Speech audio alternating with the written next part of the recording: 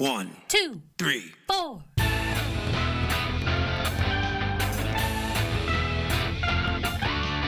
Monster movie. Fun time, go! Monster movie. Fun time, go. Monster. Movie. Fun time. Go! Monster movie. Fun time, go. With Precious D and Honeybee. Fun time, go! Hello, everyone, and welcome back to Monster Movie Fun Time Go. I am your host, Honeybee. And I'm your other host, Precious D. And today, we are talking about Gappa, the Triphibian? Triphibian? Yes. What the fuck is Monster. a Triphibian? The Triphibian monster. It, like amphibian, is land and water. Uh-huh. Triphibian is land, water, and air. Yes. Okay. I was He like... flies. He's a sea monster that comes on the land and flies. Nice. It's from... I think this phrase is usually applied to vehicles rather than creatures. Oh, okay. It's from 1967, color, 84 to 90 minutes, I guess depending on what version you're watching. The director is Haruyasu Noguchi, and it is from the Nikatsu Corporation, which I don't think we've seen anything from before, No, and this I'm is not our sure we will first. again. Really? I didn't notice, I didn't look at their whole oeuvre, but Did they make other type of movies, obviously? yeah. I'm not sure what though. The budget was 500 million yen, Damn. but I don't have a box office. And the featured monsters are the Gappa family. I don't have the size, but they vary. Are they like, 20 to 50 feet maybe? Maybe. I would say maybe even like the biggest one, like the daddy one's like maybe like 65, 70. Yeah. I didn't get a kill count, but I don't think it was much. This movie, Colossal Beast Gappa, is the Japanese title, and it's also released as Monster from a Prehistoric Planet, which is a stupid title because it doesn't come here from another planet. I don't know why people in the 50s and 60s thought chickens were so terrifying and should be made into huge monsters. I feel like so many of the monsters that we have seen have resembled chickens. Well, they are dinosaurs. I guess so. I guess they really held on to that in making these movies. Like, you know what we could make? Another chicken. Here's a summary. I think this is from Wikipedia. Thanks, Wikipedia. Playmate magazine publisher. Which in Japan is something very different. Yes. Than it is here. Well, their Playmate magazine is more like Jurassic Park. Well, the Playmates are from Playboy, but that's not the name of the magazine. Oh, got it. Still different. Yes. Yeah, it's not, yeah. It doesn't appear to be a girly magazine as far as we could tell. Anyway, Tanaka, the publisher, dispatches several of his employees, along with scientists from Toto University, on an expedition to the South Seas to collect rare animals for an island resort. What does he call it? The island resort? Yeah, he's going to build this little fun island thing. He wants to build a little tropical theme park. Yeah, it's like Jurassic Park. But he calls it... I can't remember what he called it. Oh, Playland. Yeah, Playland. Playland, because Playmate magazine... I was thinking like Playmates something, but yeah, Playland. Yeah, Playmate magazine is going to build Playland. That's going to be sort of a pseudo-Hawaiian kind of, a South Seas reproduction just off of Japan. So all the Japanese tourists can go there without having to travel far.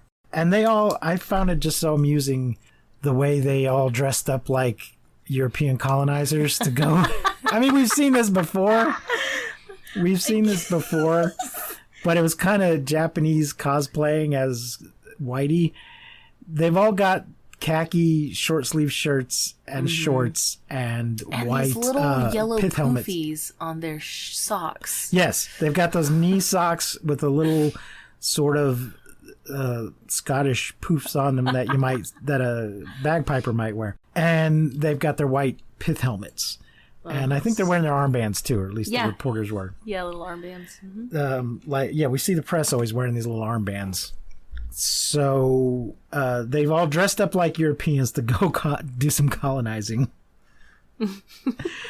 And Daisei is fishing one night when he sees a pair of massive yellow eyes underwater just before the ship is rocked by what his crewmates believe to be an earthquake. They scoff at his story.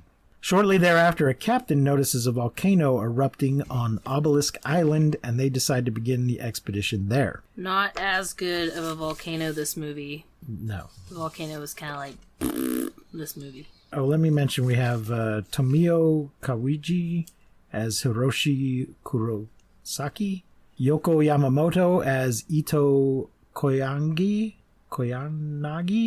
Yuji Okada as Daisei Tanaka. I thought he looked like the guy in King Kong versus Godzilla. Is that who I'm thinking of?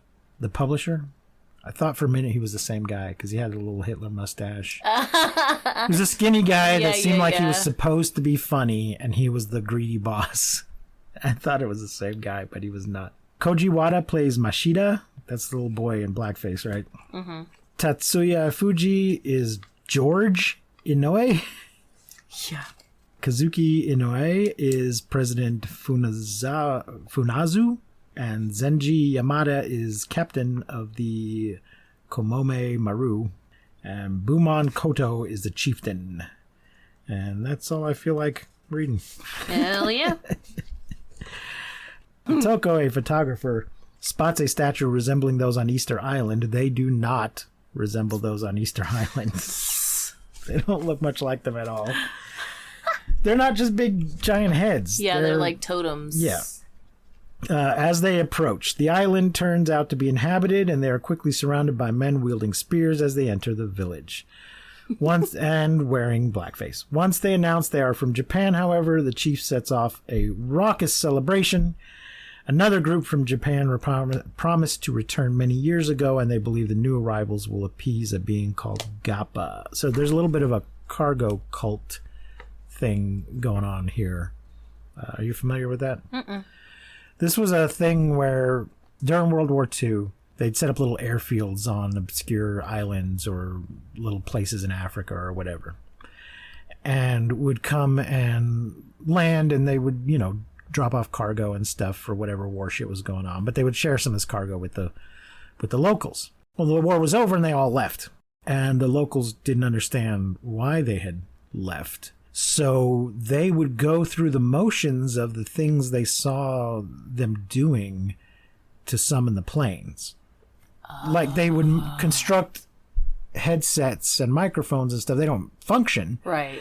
But they would operate a radio, or they would do what they thought the people were doing. So they operate a non-functioning radio. They're basically a form of prayer to try and summon the people with the cargo back. And it turned into this pseudo-religious cult thing. So they called them cargo cults because they didn't understand the actual relationship between the cause and effect of why they were there and what brought them there. Wow. So they're trying to communicate with them, but they don't have an actual functioning radio to do that, and they don't understand how they work. So this is a little bit like that, in that they've been hoping these people would come back after having been there in the past. That's really sad. It is. A young boy leads Hiroshi, a scientist, and Itoko to the statue. This young boy is in dark makeup with a bad wig. A real bad wig. Not his fault, just a little kid. But yeah, they're doing that thing. So we got to give this film a 2, 3 on the racist scale. Yeah. But tries to prevent them examining it. As they argue, another earthquake strikes and the statue topples, revealing the entrance to a cave. There, they and Daisei discover a massive skeleton and a large egg.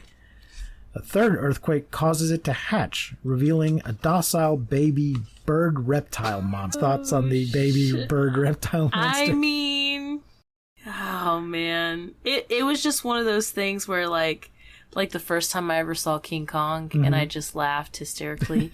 It was like that, especially with this little baby, and it's like all like juicy because it's been in this egg, and it's like trying to crawl away from this egg, and it was They're just so funny.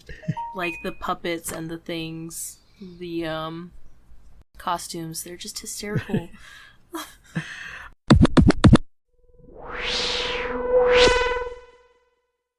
This is Linda Miller, and I'm reminding you to keep calm and shelter in basements. Over the villagers' protestations, the expedition brings the young monster to Japan. Ugh, they're just the worst. The worst. So yeah, there's a bunch of denims in this crew, and they all just take this thing from its natural habitat to Japan.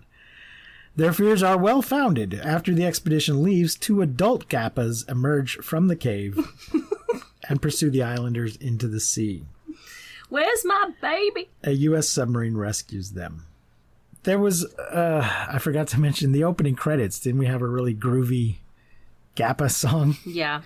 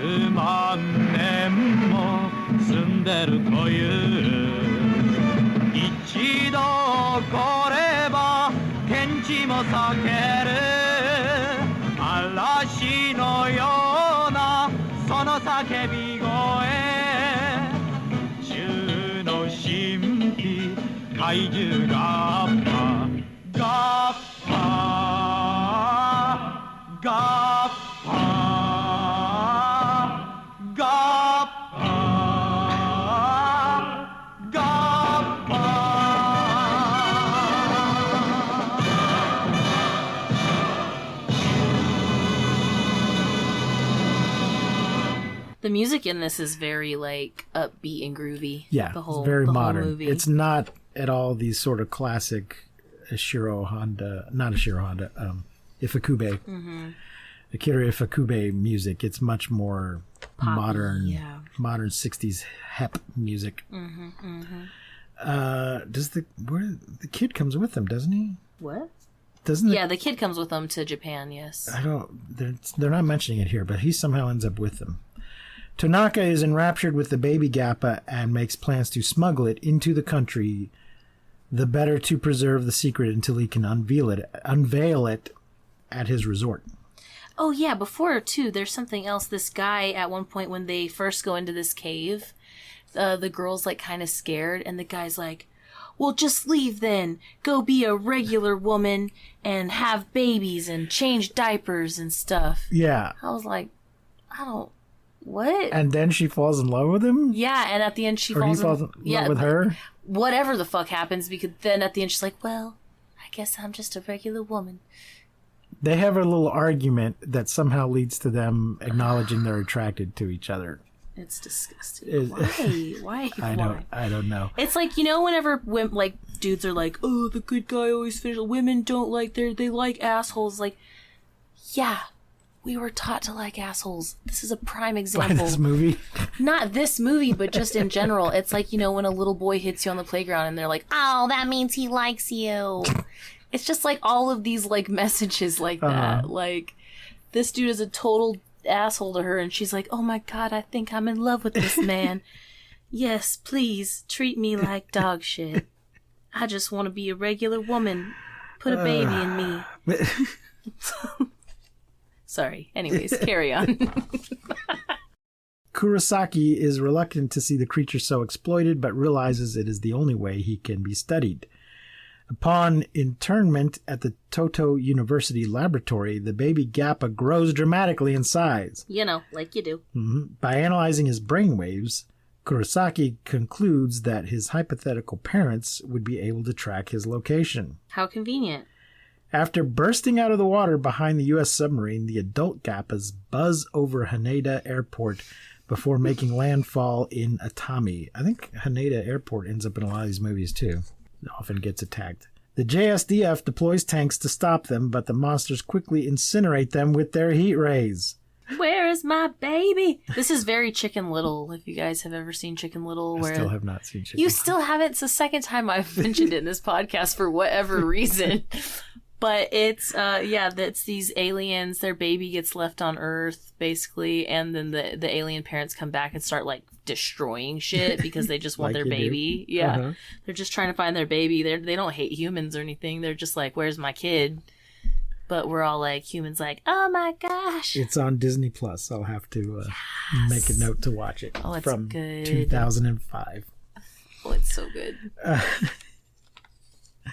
Let's see. The JSDF employs. Did I read that part right? Mm-hmm. The heat rays, fighter jets engage them as they smash Atami Castle, and are equally unsuccessful. Is Atami Castle the giant pagoda that we see get wrecked a lot? I guess so. I think we've seen it get wrecked in other movies. Yeah, several times. The adult Gappas then submerge into Lake Kawaguchi to rest. The next day, Playmate runs the baby Gappa as its cover story, and issues fly off the shelves. During a defense meeting, Hiroshi recommends using a sonic attack to lure the adult Gappas out of the lake, exposing them to a missile barrage. At some point, somewhere, the douchebag tells the girl, "You're 22, and look at all your wrinkles." While his theory proves correct, the adult Gappas are unfazed by the missiles. Flying out of the lake and flooding the nearby town, they advance towards Tokyo. Even amidst all the destruction, Tanaka refuses to release the baby Gappa, fearing that he would be ruined if his role in the parents' rampage was revealed. Oh, they haven't mentioned his daughter. Mm-mm. His daughter is the one that guilts him into finally releasing the baby Gappa. Yeah. Ultimately, however, he is powerless to stop Itoko, Hiroshi, and the military from taking the baby Gappa themselves. 2 blimps towed by helicopters transport him to Tokyo, where his parents are wreaking havoc at an oil refinery. The family joyfully reunites at Haneda Airport and begins the long flight back to Obelisk Island. But there's a thing. So it looks like at one point the woman is in love with the scientist. Yeah, and it's just disgusting. Is this the part that, like, where she's like, he tells her to leave or something, and she's like, "I'm here because I want to be, like, I'm helping you because I want to be helping you." Is that like the part that they fall in love? Yeah. I don't know. It seems like the reporter likes her, but she likes the scientist and is helping him. Mm-hmm. But it's one of these love triangles that doesn't really go anywhere. And then at the end, she kind of decides, I don't want to help either of you. That when she's talking about, I will go just become a regular woman and marry a farmer or something and have kids. But she says this office job. Yeah, but she says this in relation to rejecting both of them. Yeah. So I don't want to be part of your reporter world or your scientist world, I guess. Well, because they're both condescending pricks in this certain scene where they're both there. Mm-hmm. And he's like giving her shit for helping him. And she's like, "I want to help you. I'm here because I want to be." And then the other guy comes in and starts giving her shit too. And then when he leaves, the guy's like, "You're just a stubborn woman, aren't you?" I'm like, oh my God. What the hell? I think they're like the kid that punches you because they don't know how to properly express their feelings. They're just flirting in a healthy way. This is how we. Though the scientist doesn't necessarily express any interest in her, and in fact, at the end, tells the other guy, "Hey, to go get her. Aren't you going to go after her?" Oh God. Which seems to work. He catches up with her, and they walk off together. So, I guess they'll end up together, but does anyone care? No, absolutely not. Yeah, these movies really got to learn how to deal with the romance. They're kind of bad at it. They are shitty at the romance. Yeah. It'll get better. So did this movie remind you of a lot anything else we've seen? Yeah, a lot of other movies that we've seen. because there was so, like, the egg thing. We've seen that. And there was so many, like... Well, I was specifically thinking of Goro. Why? Well, where we have one monster that turns out to be the baby. Oh, and then the parents come looking for it. Yeah. Well, one parent in Goro. This one they upped it. Yeah, with both two. Parents. Yeah, but there was a lot of things in this movie where I was like, oh, we saw that in this movie. Oh, this is from this movie. This movie felt like kind of like put everything you have and just add water and make a kaiju movie. Well, it's on Wikipedia. It just specifically mentions that it's, stealing the plot from Goro. And I think on the Goro page it also mentions it. But just in case you didn't know, somebody's going to come along and rip off this movie later. Yeah, so what did you think? I mean, it was okay. It was kind of cool seeing the monster family, all three of them together. Yeah. It's nice that he has both of his parents. unlike next week's movie. Yeah, confusion. But it was nice, little family dynamic, a little family monster. It was so funny at the end when they're teaching little baby Goro to fly, and then the dad flies off, and then he runs but can't quite get it, and he comes back. It's super cute. Super cute. I feel like these movies are getting better as we go. You think? Yeah, I mean, there are things, right, that are stupid and suck, like moments, but as a whole, most of these movies that we're watching now, I would watch again. Whereas in the beginning, when we'd watch a movie, I'd be like, well, glad I got that over with. I'll probably never see that again, Like, Hollow Mountain, Beast of Hollow Mountain. Like things like that where they were just so bad.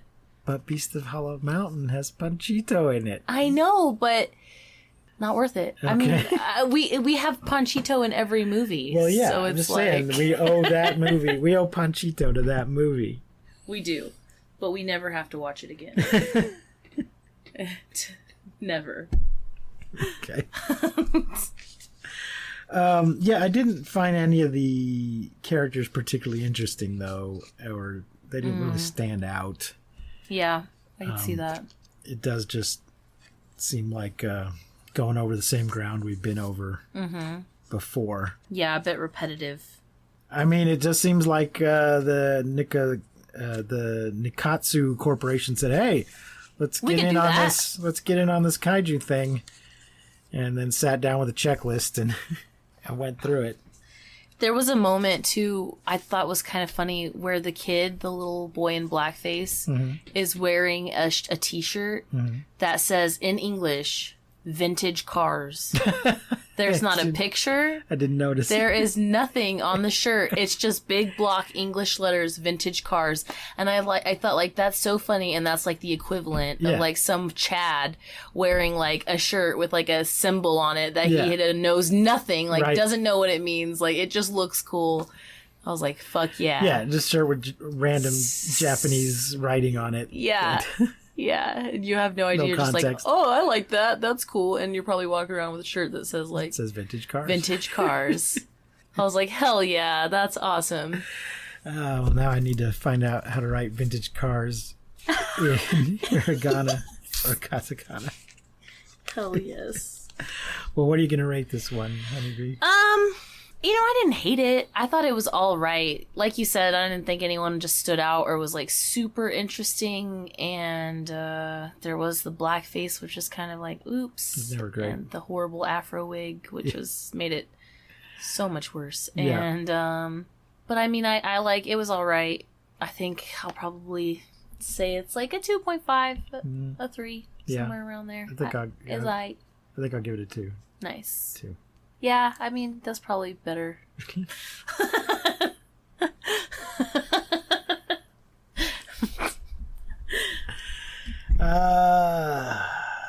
Well, it's kind of a short one today, so I'm going to just mention that I watched Prey last night. Prey? P-R... E-Y? A-Y? E-Y? Pray as in a mouse, or pray as in to Jesus? The thing you pray on. Yeah, so EY. EY. It's the latest Predator movie. Oh, okay, yeah. It's on Hulu. It's a Hulu I saw an exclusive. ad for it. You don't need to go to a theater. It's a Hulu exclusive. What you think? I really enjoyed it. You did? It's set in like 1790, 1791, or is it shit. 1719? Anyway, it's, early American history, and it's a Native American tribe that, and this young girl in particular that runs into the predator. Oh, yeah. So it's like meant to be the predator's first visit to this planet. Shit. Because in the original movie, it implies they've been doing this for a some while, time. Yeah. And this is presumably the first time. I didn't love the design of the predator himself because they changed it up. It was a little different from what I was expecting. Nice. And I don't know why. There's no reason why they couldn't have just used the original design. But I like the Predator movies in general. Mm-hmm. So if you like them in general, I think you'll like this one. I don't think people much liked the most recent one, or even the one before that. Yeah. Never saw it. Have you seen any of them? Yeah, I saw the first one. Original? Yeah, with Arnold? the original. Mm-hmm, but With two future governors in it? yeah. Oh, wow. Yeah. And also, when I did see that, I was young. Like, I remember my mom, like, let's watch this movie, showing it to me, and I was, like, young. Young. Very young. Well, there's 4, 5, 6, 7, 8. Mm-hmm. There's Predator, Predator 2, Predator vs. Alien, Predator vs. Alien Requiem, Predators, The Predator, and Prey. So that is seven movies. Damn. Yeah, they didn't put numbers on most of them, so you kind of lose track of how many there are. We don't really have any kaiju news this week, so I guess that'll wrap it up for us. Yeah, I guess so. There was something that I saw recently that I was like, man, we should watch that because it was big monsters, but now I don't know what it was. Okay. I feel like it was a cartoon though. It wasn't the sea monster one? Mm-mm. Was it Rumble? I don't know. I don't know what to tell you. Seen any other good movies lately? I did see Nope. Oh, yeah? Yeah, I've been wanting to see that. I did. How was it? Great. I really enjoyed it. Okay. It was really good. My brother also saw it. We saw it separately, but he said that it was like one of the best movies he's seen in like years. Okay. So I'm interested to see what you will think of it. Okay. I mean, I liked his other stuff. Yeah, it's good. It's really good, and I love Keke Palmer. She plays his sister in the movie. All right. It's so good. Is she the one that says nope? No, she's They all not. say no. Don't they all say nope? Probably, but there's like a very specific moment okay. where he says nope. It seemed like in the preview there was a couple of nopes. Yeah. Oh, it's good though. It's really good. I want to see Super Pets, but I haven't. I want to see it so bad. It looks so good. I might go to the drive-in. I don't know. I still haven't seen Minions either. I can pass on that. I have to see it. It might be playing a double feature at the drive-in. Minions? Yeah. Or just in general? No, I think Super Pets might be playing with Minions. I'm not sure though. We'll check it out. Yeah, we should check it out. We'll let you know, folks, if we go see Minions and Super Pets. All right, that's gonna wrap it up for us today. It's another short one. See if we can talk longer on the next one. Well, the next one is a Godzilla movie, baby. Yeah. Yes, next week we'll be watching Son of Godzilla, which is on HBO Max. So you can check it out there. Until then, I have been Precious D. And I have been Honey Bee. Remember to keep calm and seek shelter in basements. And please, don't misuse science. We will not see you, but you will hear us next time on Monster Movie Fun Time Go. Go! You've been listening to Monster Movie Fun Time Go. If you enjoyed the show, please rate and review us on your podcasting platform of choice. Our theme song is by the Texacato folk rock punk featuring Lita Lopez. You can support the show, find links to our social media, and even leave us a voice message at anchor.fm/MNFTG. Fun time go! Hooray! my baby.